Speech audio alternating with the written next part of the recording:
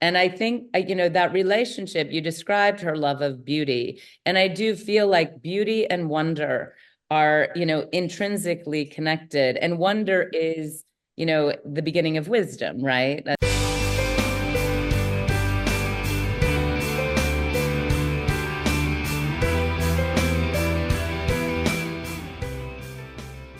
Welcome to our latest episode of Book Reporter Talks To. Our guest today is Dawn Tripp, and we're going to be talking about her novel, Jackie, which is absolutely this brilliant portrait, fictional portrait of Jacqueline Onassis that you feel like, well, Jacqueline Kennedy Bouvier Onassis, I mean, all of her names. And it's a Book Reporter Bets On selection. And it is because I feel it's a look of this woman that no one else has been able to capture. And I've read a lot of books about Jackie in my day. My mother was the exact age where she was wearing the same kind of clothes that Jackie would wear and whatever. So I feel like I grew up with this woman as part of my life. But I did something different when I read this book. Well, often I'll just take them out, as people know, to the pool, or I'll sit on the couch. I read this book only before bed at night. And it took me a couple of weeks to read it. And it wasn't because I didn't want to keep going, but I wanted to savor it. And that's a very interesting reading experience to do because I knew Jackie's life. I grew up with Jackie as well, and I had her in my head. But what I wanted to see was the way Dawn told her story. And it captured my attention so much that I just sat there saying, I didn't see this side of this woman. I didn't see this 360 view of what she's going on with all the reading about her I've done, and John and Caroline and everybody through the years. And it was a very interesting read as a result. Yes, took time, but was worth it.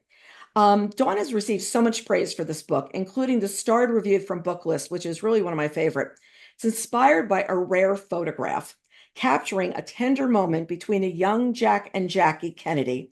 Tripp imagines what might have happened in the moments before the shutter clicked and conjures the magic beyond their transcendent love story. With a fitting sense of elegance and poignancy, Tripp's expert and insightful fictionalization of Jackie's life manages an authenticity equal to any biography, making it a requisite addition to the Jackie canon. And it is so true. And with that, welcome, Dawn. So nice to have you here. It's wonderful to be here. I love having the chance to be in conversation with you, Carol. Well, here we go. Let's start with you telling us about this rare photograph and how you found this rare photograph that really inspired the book. And it's the cover, if I remember correctly.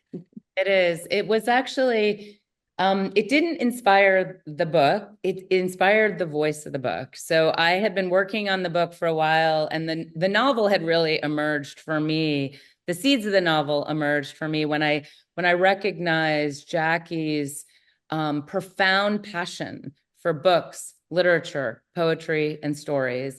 And I had known growing up, I had been aware of her 2-decade career as a book editor at the end of her life, but I hadn't really realized until about 15 years ago the degree to which literature, books, stories, and as Caroline once reflected, the power of ideas and the words we use to shape them as the greatest power we have. To what extent that dimension of Jackie's passion and her own childhood, and then the childhood that she had created, the culture she had created for her children, how that had really shaped her character and the evolution of her life.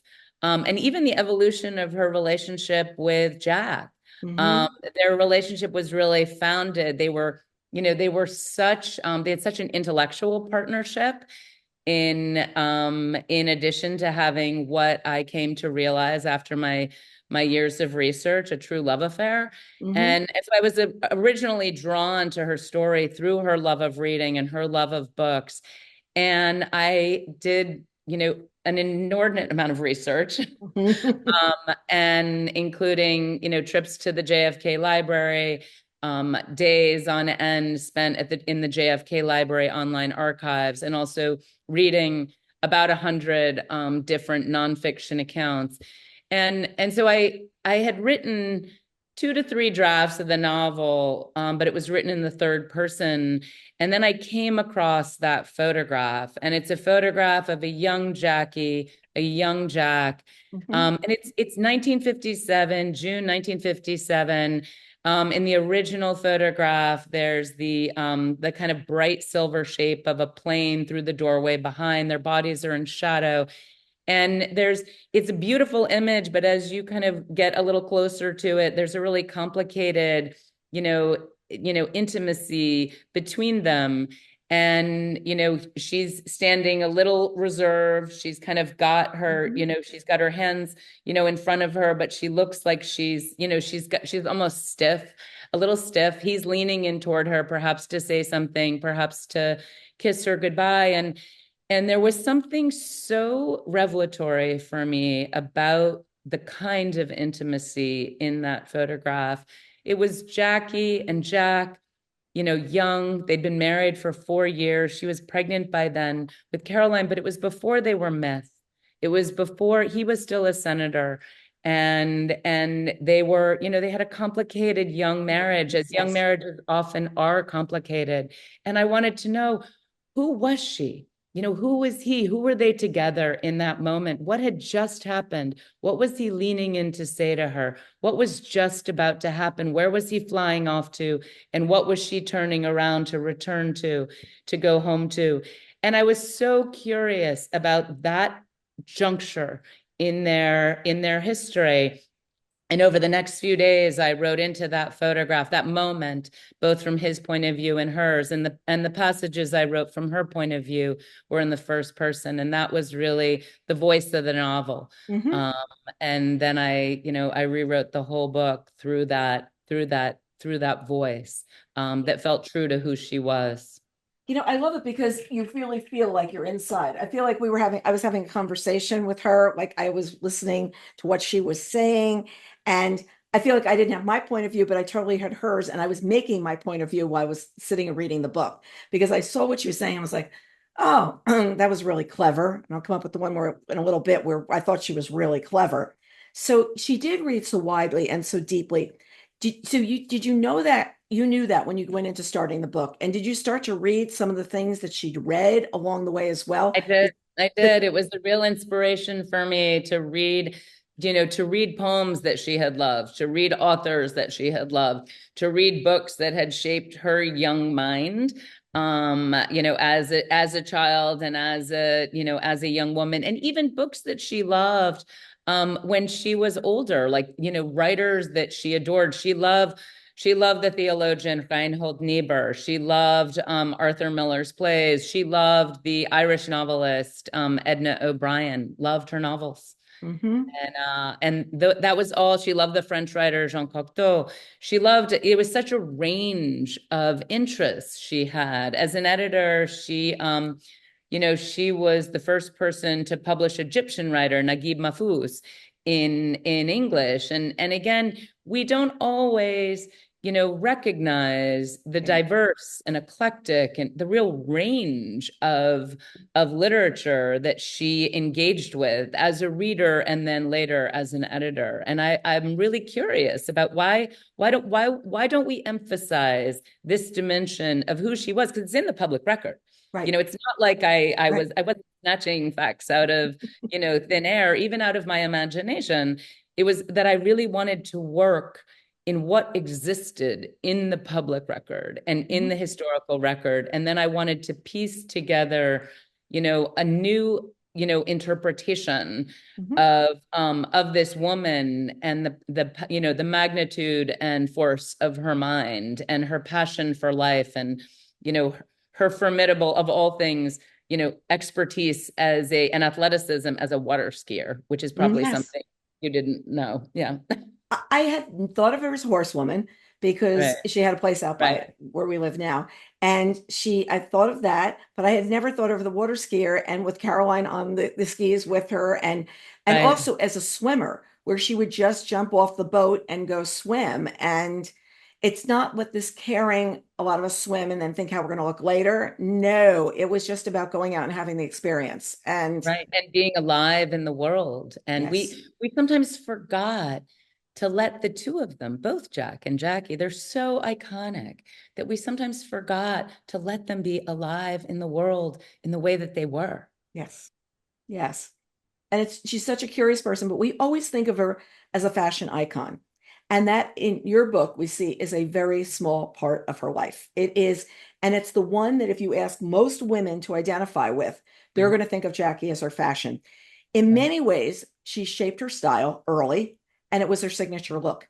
And while times change, whatever, the Jackie Onassis look stayed the same, whether it was tying the scarf this way, the jewelry she wore, every single thing. And it was interesting that she settled on early what worked for her. And then right, from there, went out and learned other things. And right. so many people, even today, are so obsessed with their look of what am I going to look like today? She didn't do that. And I found Uh, that, did you feel the same way? It was I like it was did. done. I felt like she sort of established her capsule. She also designed, she sketched designs for a lot of her own clothes. And Mm-hmm. that was also interesting to me. Like she made very intentional and deliberate choices for how she wanted to appear. And then that was sort of like you say, that was kind of like, okay, close that door and then go on and live my life. There's a great quote of hers from that I came across. And again, a lot of times it's her own words, either those that are published or those that are directly from anecdotes of people who knew her. Her own words really helped me shape the dialogue in the novel, even the interior monologues in the novel, the voice of the novel. But one of the things that she said multiple times is, I'd rather live my life than document it. Um, Mm-hmm. and so she didn't necessarily want a lot of photographs. I mean, she was so photographed, but it wasn't something that she focused on. By the end of her life, she sort of learned how to put that in its place Mm-hmm. and was able to go on and just live her life on her own terms and according to her own passions and interests, which is And really remarkable when you think about all that she went through. mm-hmm. Um, that she was then able to move on and have what she described as a relatively, sane life, even given the fact that she had gone through just unthinkable violence and tragedy. Mm-hmm. Right before her eyes. This is what's going on. The also, I love that she does go to the food store. She does Yep. go to pick out things. And you're Eh, not thinking, you think that there's a team of people that does everything, but Right, she was made very real. Like even the walks in Central Park when people would see her towards the end of her life, it was right, something she was not going to stop doing just because it might cause something to happen. I mean, there was the right. photographer thing where, like, let's just go sue him because he made her crazy. But, other than that, but she also loved beauty in everything. And it was special beyond the fashion. It's from the White House, it's to entertaining, to every single thing. It was partially her upbringing, but beyond that, it was putting signature looks on everything. And I thought that was interesting as well because it wasn't, I go to the White House, I see this place, it's really kind of not the way I want it to look. And this is what I'm going to do. And then we're going to film it. And I've actually watched that show, which was she just stands there and goes, this is this chair. And it's so fuzzy and everything, but it's so interesting to watch. Like, this is Mhm. what I created here. And her voice is so stylized in that. And Yes. that was also interesting to me. I read enough accounts that alluded to how that was not her voice. Oh, really? Yeah, and that was really interesting. So I was, there might have been some degree of and I worked a little bit with our audio team while we were shaping the voices for the audio version of the novel. But I was really curious to learn that her voice had a lot more edge. Her actual voice had a lot more edge in it Mhm. than the voice that is often the public voice that most of us are more familiar with. And because she passed away so long, if she was living now, we would have heard her a lot more. There would have, Right. you're bringing to life a woman that we all know of, but we really didn't know in the same way would in today's world. Today's Right. world, there'll be 15 interviews and this something, Right. something all over the Right. place. Right. Well, in the same way with, Jack's affairs, like there was no media. The media wasn't covering that No, when they were in the White House. The media wasn't covering that until the 80s. Like right. that's interesting. Like those are the types of pieces like we just don't recognize because now we are so saturated in what Jackie once referred to as the river of sludge. Mhm. She and I was intrigued in my research.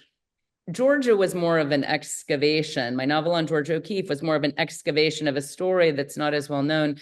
Jackie, it was almost a process of distillation, sort of, reading as much as I could, reading much more than I thought I was, than I started out to. I was going to start with a box of books and it wound up just, overtaking my life in my living room. But it was really a distillation of all that was kind of out there, those layers of myth and media, and again, what Jackie called sludge, to really get to the core of who was this woman behind the woman we think we see. What did she love? What gave meaning and integrity to her life? Like, what did she care about? How was her identity as a mother fundamental to her character in a way that it shaped her decisions? Like, those are the types of questions that I was really, that I wanted to explore in my telling of her story. And also who she trusted. I loved her relationship with Clint Hill, and I've read a number of books that he's written about her and the relationship. And it was so interesting to see her asking his opinion in so many situations, like, Mr. Hill, how do you feel that will go? Yeah. Mr. Hill, like, because you realize in these large worlds where the world is looking at you, you need a confidant. You need somebody who's going to help you.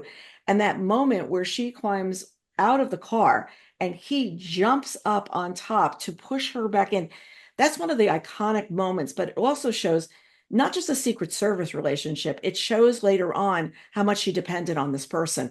And then Yeah. I was also interested because it's like the Secret Service protection went away. It's like Mhm. you didn't have it for the rest of your life. So you were out there protected for so long and then not. And then it was just you in the world. And did you find that like there was this moment where it was just her again, a person?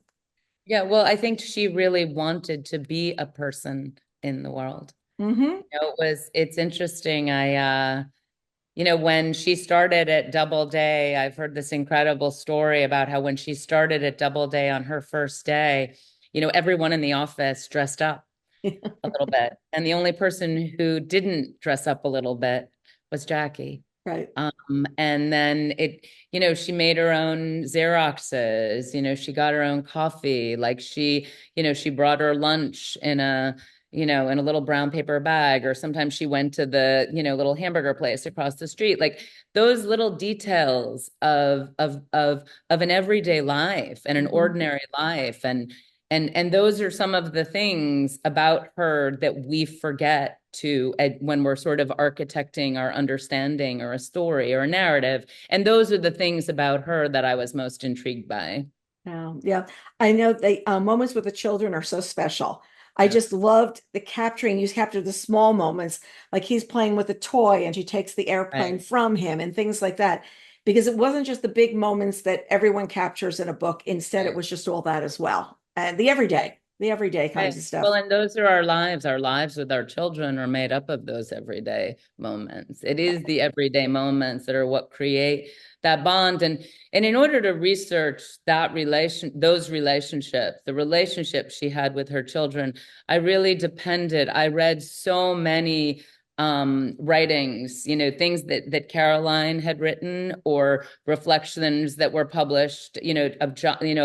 There wasn't as much with John, like Mhm. reflecting on his mom, but I really wanted to understand not just her words about them and her words about motherhood and parenting, which are out there. I also wanted to, I think you can really discern a degree of connection by an older child's words about their parent Yeah. as they age.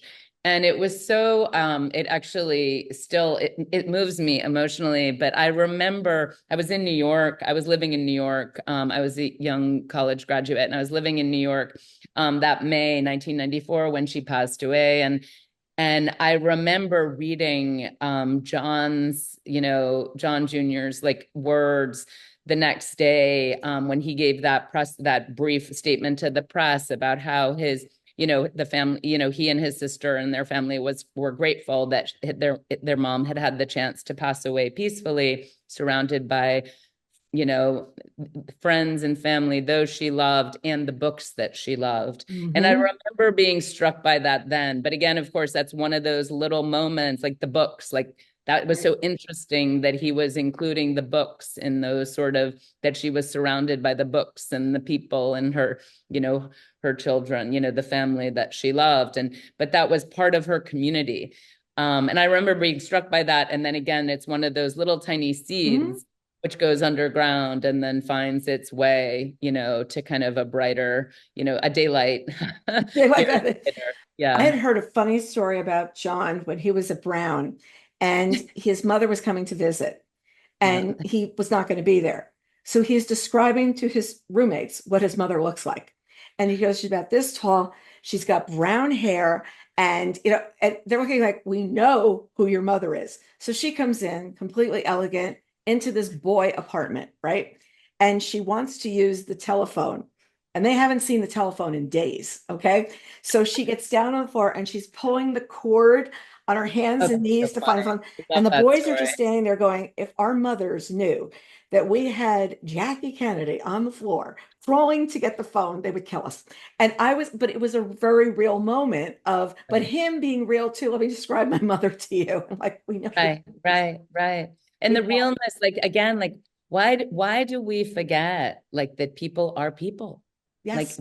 why is that something in our culture of celebrity, like that we forget that people are people? And I really was so interested in those particular, and she loved that kind of humanity and flaw in a situation. Like I love the fact that she had such a respect for what was imperfect, because we Mhm. always think of her as being so perfect. But there was a great quote of hers that I loved. And again, it was something that I sort of kept with me and that sort of steered me as I was working. And it was that she was describing her own photography.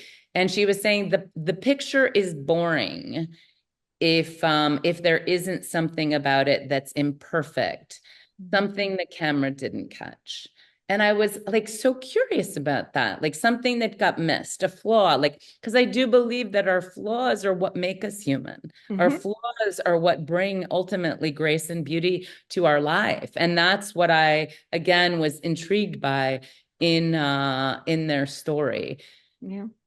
Also in her very perfect life, the loss of children was a huge part of what happened to her, including how Jack treated her when she lost the first baby and being not present. And I feel like the first loss made her realize she was more on her own and she became more of her own person there because she had to be. Yeah. And am I wrong on having that interpretation of like, okay, you're there, you're not coming, you didn't show Right. up. I kind of have to be like braver about where my life is right now. Is that a Well, wrong and a degree interpretation? of knowing that she can't totally, for whatever reason, she can't completely rely on him emotionally. Like Mhm. really recognizing that during that period of loss, which was so profound and traumatic, that he is not the person that she can rely on. And it's one of the reasons why when they lost Patrick in August 1963, and Jack was there. Mhm. He was the one who was holding Patrick in his arms when baby Patrick died. And he was the one who then came, right to her and was with her. And they were together in that loss. And again, part of this is also remembering there's an evolution of a young marriage. Like they Yes. were young. They were so young. And we know that intellectually, but knowing it experientially is like, and the fact that he learned, like what does that say? Like how much does that, sort of that's such a beautiful dimension of his character, that he Mhm. learned that what she needed him to be there.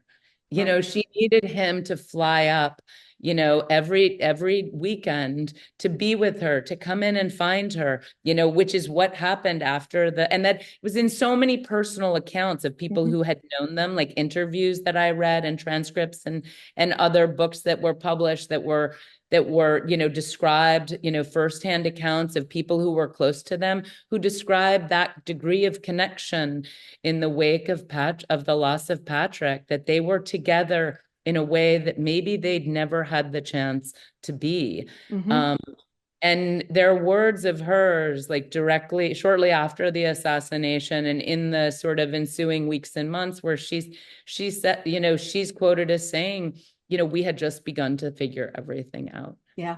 That's wrenching. And it also, for me, when I was composing these sections, it revealed how to actually write into that tragedy of them losing that child, because Mhm. they had figured something out in their relationship, not necessarily as a result of that loss, but in the wake of that loss, that is when that intimacy was tested, and Mhm. they were together in that Mhm. loss, and that there was a shared experience that allowed them to kind of be human together. And that's so much a fact, that's like a piece of an evolving young relationship. They were Sure. young. They were young. And the other thing too is at the beginning, the other women, Marilyn, the interns, Mary Meyer, all these people. I love the night that he walked out with somebody and she just left and he came home and she went horseback riding. And it was Yeah, just, they were not in that, they were yeah, not here. They were no, traveling in their own little spheres. And then yeah, something happened and it came together like this right before the assassination, with yeah, Patrick, right along that timing. So yeah. it was so complicated. It was really just so complicated, the energy between them, all along the way. And then we get that moment where there's the assassination. Complicated, but it was also, there was a great deal of joy between them Mhm. also.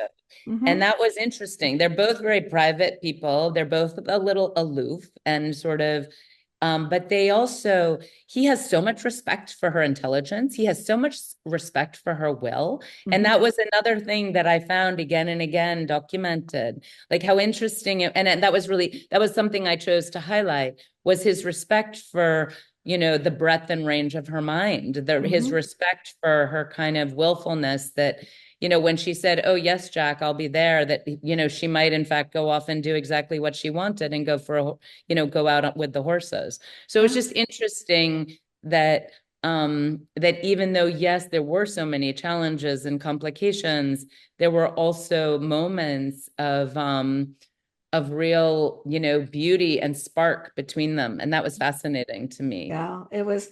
And then even her sitting at the hospital after the assassination and planning the funeral and going, you must find this for me. You must find that for me. The fortitude to sit there and say, I know how I want to make this happen to honor Jack. And this Yeah, is the way it needs to be. And thinking of where she was, and probably in shock at that point, but to right. know this is what I'm looking for. This is how I want it to, unfold. And the Mhm. children, and the Right. children. And then from there, always celebrating those birthdays, Thanksgiving weekend on those 2 days, no matter when the birthdays fell, to make it a special time and to draw Right. attention off where that day might fall, you know? Right. Yeah. And Ugh. that says so much about her character, right? Yeah. And again, that's all there. It's not like you know, I didn't invent that. Like, that's all there in the public record. I just feel like there are nonfiction books that take more liberties with the Hmm. details of their life than I took in the novel. And I feel like even nonfiction books and biographies, they are, their interpretations too, Yes. depending on Yes. the selection of facts, the elision of facts, the arrangement of facts, and where a writer chooses to put the emphasis. Yeah. And where you're going to sit there and tell the story, even the parts with Bobby, with Bobby after the funeral. Bobby was the next hope for them. That was Yeah. like, if this didn't work, that didn't work. I mean, there are many times politically, I think if John Jr. was still alive, what would have happened? If Bobby had lived, what would have happened? Because there's a whole chain that might have unfolded from there. And there's one line that I didn't see in the book that I don't know if it's really true or not. Was one of the reasons she went with Ari was she says, they're killing Kennedys. And Yeah. I had read that line through the years. Have you seen that line or was Yes. that? Yes. Do I've you think seen that's that one of the line reasons she many, many went? times. Yeah. Pardon? You think that's really what drew her to just get out of the I think country? one reason, I think she believed that he could keep her children safe. I think there were other reasons also, but I think she believed that he could keep her children safe. Yeah. And I think that many of her decisions, despite the fact that she had some kind of dissociation from the trauma, clearly, that was sort of, again, like part of, a number of accounts described her in the wake of the assassination reliving those events, needing to retell those events again and again, which is a mark of trauma. Mm-hmm.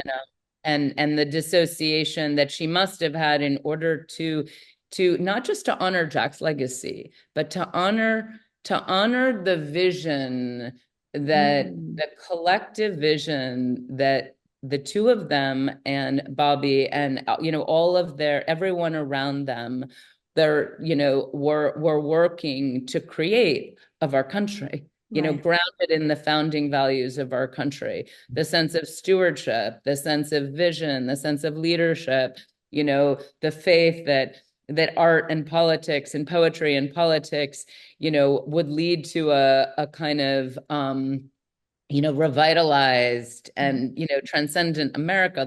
Like the dimensions of what she was working to create, it wasn't theater, like it Mm-mm. wasn't performative. It was to honor Jack's legacy, but also the legacy of the dream that they had been a part of working to create. And I think Bobby was going to carry that. Mm-hmm. She also, very strategically in the years following Jack's assassination, she very strategically worked with both Bobby and Lyndon Johnson to make sure that initiatives that had mattered to Jack, Yes. were enacted. Yeah. And I just have such admiration for that, right? Yeah. And again, those are dimensions of her that we don't always, shine the light on. And that was No. something that felt important to me. No, it's like, what was going on in Cuba, what was going on here and there. And that was part of their marriage in a lot of ways. They had this Right, public thing that was going on all the time.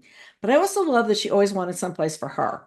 And right right, then they said, well, we could go to Camp David. She is like, or kind of like, or not. And she finds the place in Virginia that makes her happy.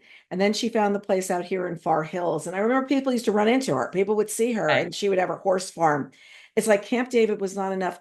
She needed to not be just a part of something. She needed to be a part of her. And is that a right. correct interpretation, do you feel?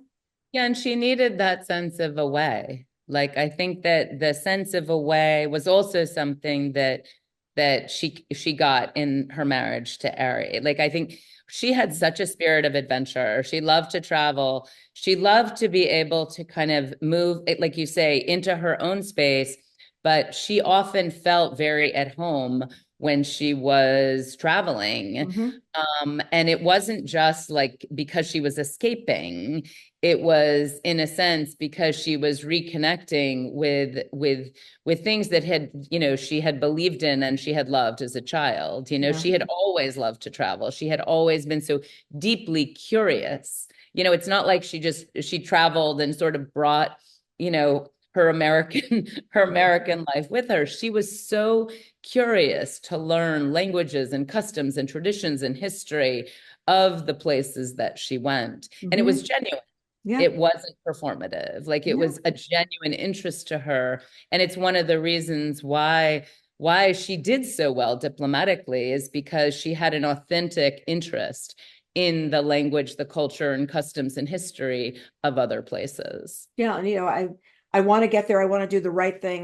But it's also is curious, like before I got there, what do I need to know? What do I need to Right, find out to be there? right, And I love them when she once, well, first of all, with Onassis, she definitely was worried about appearances with him. Like, if I'm not there when this happens, they're going to crucify me in the press. I've got to be there. There were certain things she knew for her image to not be destroyed, or what she had, her value system to not have been destroyed. She had to be there. And you brought out so many times, like, I need to go now. I need to be there. Teddy, go with me. This one, go with me, to make sure, because she knew what also was expected of her besides what she wanted to do. And she did not let down the responsibilities. no, she didn't. Yeah, She all the didn't. time. And then she wants a job again. I love, she says, I want a job after all these years, after being camera girl. I want to go Right, back and have a job. And what am I going to do? I'm going to go to publishing. And every time she has a meeting, like, what do you do to be an editor? And they right, explain like the steps. right, right. And she wanted to start in the lowest level. Like Yeah. she didn't want to, I mean, and I love that. That's so interesting. And Yes. there were again multiple accounts of that she wanted, she went in and she listened and she Yeah. took notes and she Yeah. paid attention. And I think she was very aware of like how much space she took up in a room. And Mhm. I think sometimes she would maneuver that, exercise it. And I think also she sometimes loved the freedom to be able to disappear. Yeah. Um, and I find that really, again, like that's an interesting dimension, a contradiction in her character. The contradictions in her were fascinating to me. And again, a dimension of her as a person that is not always highlighted. Right. Right. Right. Right. And I love She could be, the she concept. could be her sense of humor could be very biting. Like she could be sharp, like Yeah. very sharp. Did you Because know she she had a she lot has of such a command girlfriends? of language. Pardon? Did she have a lot of girlfriends, like women who are friends? Like she had Bunny Mellon. She had her Yeah, sister to a degree. She yeah. had, but I didn't feel like there were a ton of women that she did her Hmm. thing. Am I Yeah. right? Or There was a line in the novel that I think I took it out in a late draft. But I was quite I thought about it a lot. I didn't think about whether to take it out or not. It became sort of something that I believe I took it out. It may be in the ARA, but I believe it's out of the final. Um, but Truman Capote at one point described her as someone who bounced her friends around like rubber balls. Mhm. And in a scene, I have her ask a friend of hers, "Do you think that's the kind of friend that I am?" And her friend responds, "I think that if a friend bounces around like a rubber ball, like that's probably not your kind of friend." And I Mhm. think she really valued friendships that were deep, that respected her privacy, that she could trust and depend on, um, without any doubt. Mhm. Her friendship with Bunny Mellon emerged because they both did they shared a lot of similar passions, but also I think she felt like she could trust, Bunny was deeply private person, Mhm. and Jackie felt like she could trust her. And Mhm. I just think that trust was not something she gave easily. Mm-mm. No, I'm not going to just, this is all okay again. And I love the word where life was divided into three: life with Jack, life with Onassis, and life as a woman who goes to work because she wants to. I love that. I love that too. And I love also the end of that quote, Mhm. which is, "My life is all of those things, and it is none of these things. They continue to miss what's right in front of them. I love books. I love the sea. I love horses, children, art, ideas, history, beauty, because beauty blows us open to wonder, even the beauty that breaks your heart." And I think, that relationship, you described her love of beauty. And I do feel like beauty and wonder are, intrinsically connected. And wonder is, the beginning of wisdom, right? As that Mhm. old, that very famous ancient quote goes. Yeah. Just going and asking, questions. Okay, so which book was more difficult to write, Jackie or Georgia? Jackie. Jackie. Yeah, the Okay. hardest book I ever wrote. Yeah.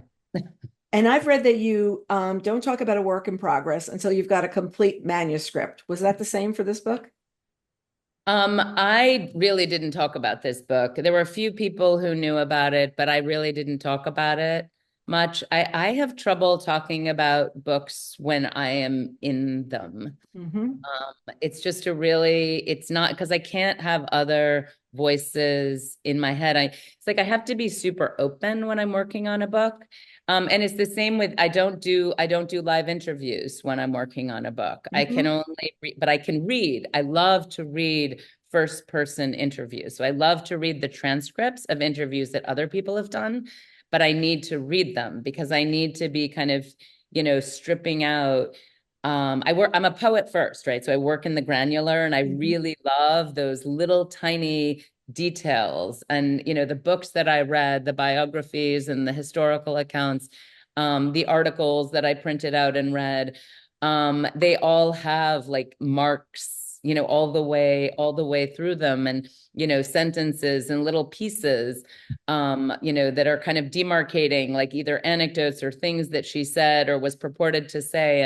And that's the way, but I have to work off of paper. right? I Mhm. can't work, voices get in my head in a way that moves around the furniture when I'm open and working on a novel. I will say my next book, which I'm under contract for, which is due to my editor in December 2025, is also a book about a woman and power, her Mhm. relationship to power. I do feel like Georgia was about a woman, a remarkable woman with a Mhm. remarkable artistic vision, and her relationship to power. And Jackie, also is really exploring a strong woman's relationship and a complicated woman's Oh yeah. relationship. Yeah, Yeah.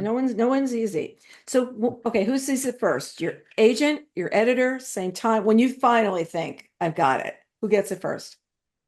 Who gets the manuscript or who Yeah, gets the idea? manuscript. The Manuscript. manuscript, they get it at the same time.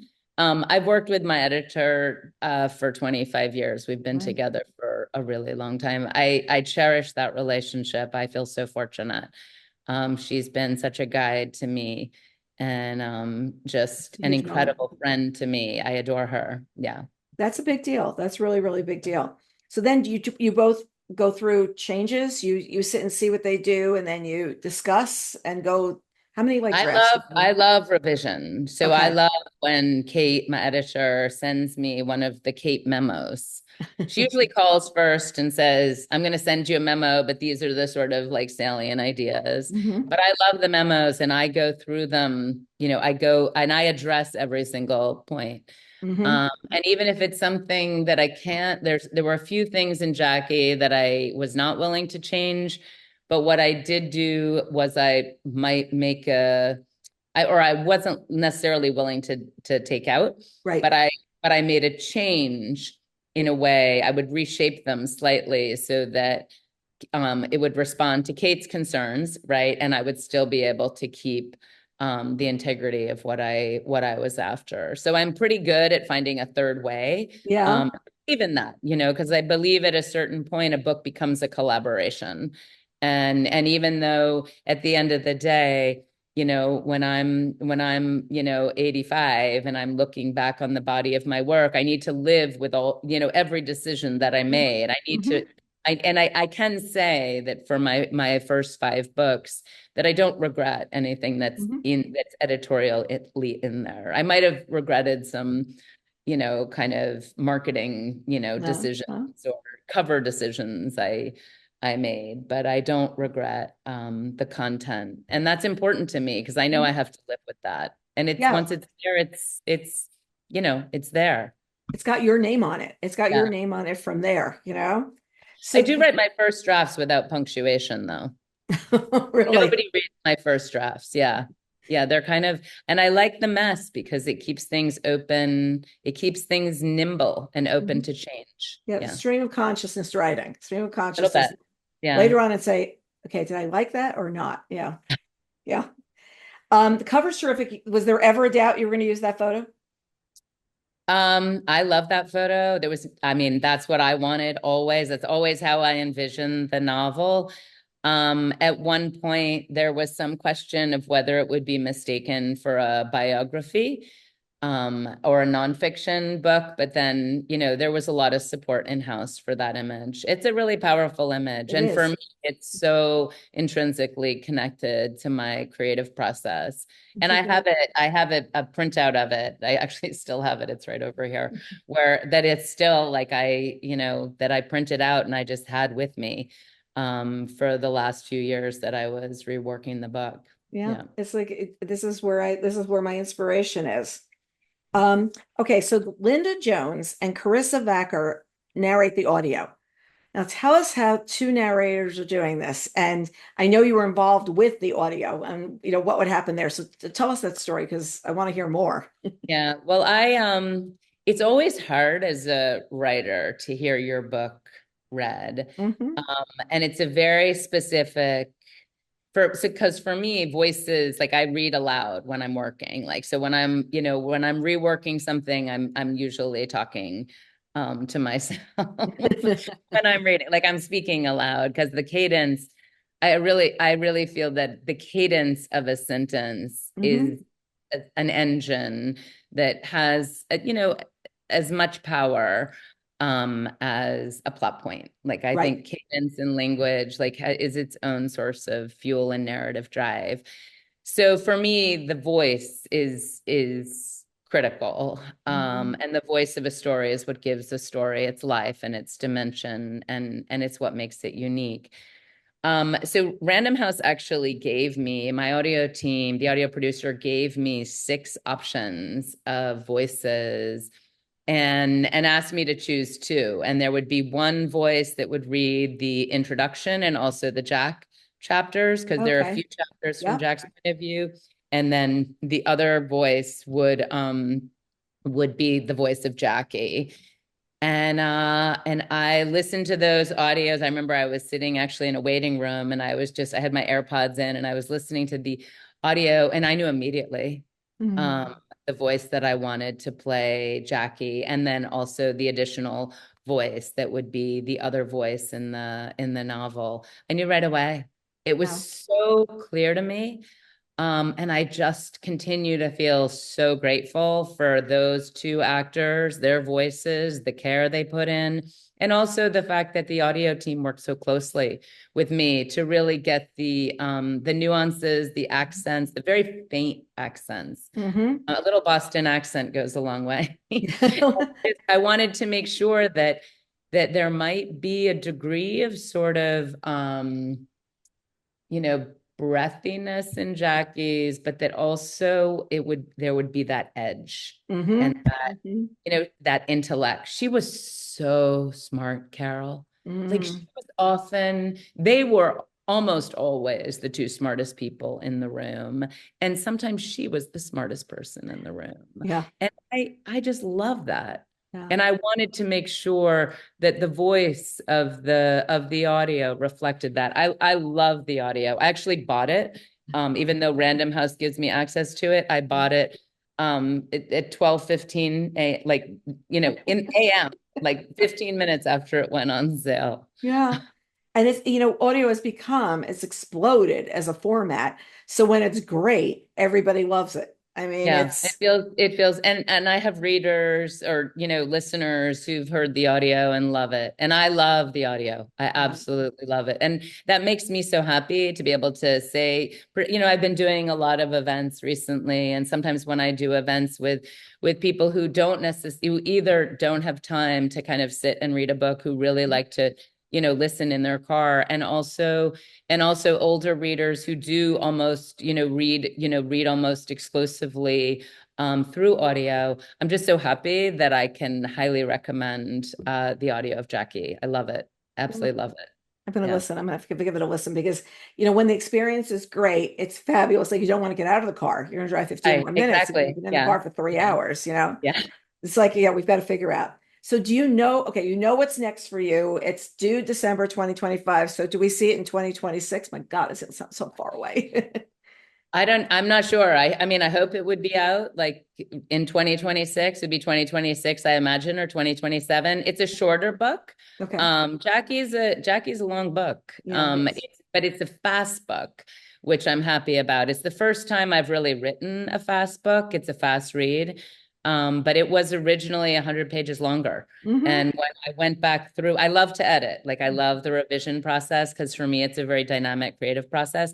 But when I went back through to edit out those 100 pages, it wasn't like big cuts. It was the little micro, Yeah, this line. micro edits. Yeah. Like I So already that's why I said, feel like the novel, the style is quite spare, which feels true to their hmm story. Because at the end of the day, there's not a lot of letters that are published. Like there's not a lot of personal documents that are published for all, with everything out there. It's not like with George's story, I had My Far Away One, which was this tome of letters between O'Keeffe and Stieglitz that gave me such insight into their relationship and into actually events that had taken place that have been gaps in the historical record. But with Jackie and Jack, there's not that same body of personal effects that has been published or released. And so it was definitely a harder book to research and to feel because I do feel a burden, right? Yeah. When I'm writing a story of a woman, particularly a powerful woman that I feel has been misrepresented, and in what Georgia once described as has been written down. Yeah, like I do write feel that thing. a sort of moral obligation to be able to kind of defend the choices that I made, because in a novel you do invent dialogue. I mean, Mhm. because a novelist, E.L. Doctorow has a great quote where he says, he said, the historian will tell you what happened, and the novelist will tell you what it felt like. And as a Mhm. novelist, that is your charge. But I also feel a degree of obligation to be as close to the historical record as I can come. Yeah, it's dates, timing, all these kinds of things. And well, it's a spectacular book. And I love my nighttime read. And I do not know if I've ever read a book like that. Usually I will take it someplace else, but it's sat like right on my nightstand. That was what I read every night. No matter what else I was reading, it got put aside to read that. And it was a Right. really interesting, I'm going to write more about it in the newsletter because it was a very interesting experience just to do that. Also, it's interesting because I'm in a book club with young women who are in their 40s. Everybody's younger than me. And I love to hear what they hear and what they think about. And I want to hear from them at some point, what do you think about Jackie? Like what's your interpretation? Yeah. You weren't alive then. Like what did you Right. feel? Is something of interest to you? Like, inside your head. Right. But I just am always curious to see, like, Right. because we know there's a whole generation that was everything what Jackie did. What Jackie did, Right. they wanted to do. Right. Well, Surprised we what's didn't have also boomers. interesting though about that is I've had a number of events where there have been a number of younger women who are, I'm in my mid 50s, so women who are in their 30s and 40s. And it's been fascinating to me actually, and then who've gone on to read the book for their, book clubs. It's been fascinating to me because their image of Jackie going into the book has been again so stylized, Hmm. and so two-dimensional. And it's not their fault. It's that has been like this sort of, and she wasn't royalty, she wasn't cardboard, she wasn't character, she was complex and she was fascinating and she was, passionate, and she really, like, she loved life. Yes. And what's really mattered to me is that young women who've read the book have felt like, that I gave voice to and there are a couple who've written to me who've said that they feel like I gave voice to the full range, the complexity of what it is to be a woman who Hmm. is balancing so many different pieces at once, mother, lover, wife, woman, like sort of she's a very solitary woman. She's a reader. She's again, like I said, the water skier. Like she's, these dimensions of who she was. She loves art. She loves architecture and culture and history. And she has really strong opinions. And she has a wit that she has to rein in a little bit because it can be so sharp. Hmm. She's super quick and sometimes dealing with people who are not necessarily grasping all that little light humor nuances, although Jack did, which I love. Like, I love the fact that, they would sometimes be able to, have this repartee in a room where, other people would miss it. And she always worked to create, she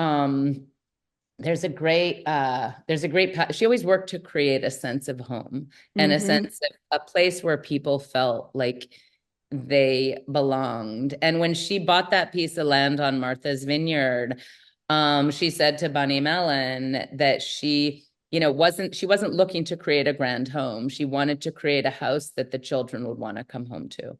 Yeah. Like, and again, that really talks about how she understood that part of her place in the world was to create a sense of shared space and a place where people could also shine and feel alive and present and explore and be curious and open.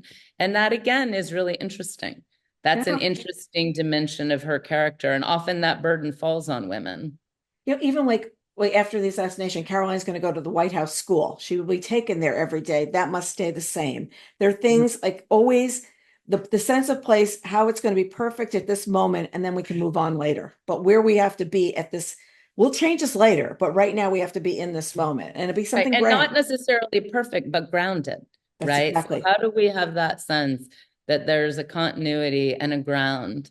She really does. And I think partly it could have been because she did not always feel so grounded when she was growing up. So Mhm. what does it mean to create a sense of place and create a sense of home? For her children and those she loves. Like she'd spent a lot of time kind of architecting that. I also love when they have the one house that was the rental, and Jack goes, "Just remember, we're gonna have to undo this all. This is a rental." And I just love that line because there are times my husband says something to me, and he's like, "We are at a house at the beach that we don't own. Like, if we're going to rearrange the furniture, we have to put it back later."